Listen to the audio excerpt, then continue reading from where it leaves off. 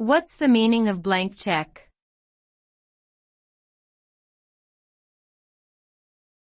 Blank check.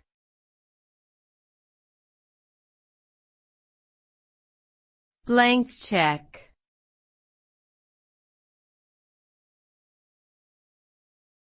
Blank check.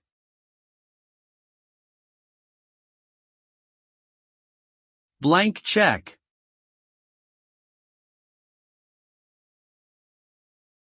A blank check is a term that originated from the practice of writing a check without specifying an amount, leaving it open for the recipient to fill in. In a figurative sense, it refers to giving someone complete freedom or authority to act as they see fit, without any limitations or restrictions. In other words, it means granting unlimited power or resources to someone without demanding any accountability or justification.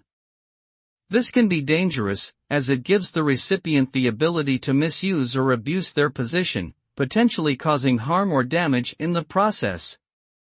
Therefore, it's important to exercise caution when granting someone a blank check and to ensure clear boundaries and expectations are established to prevent any negative outcomes.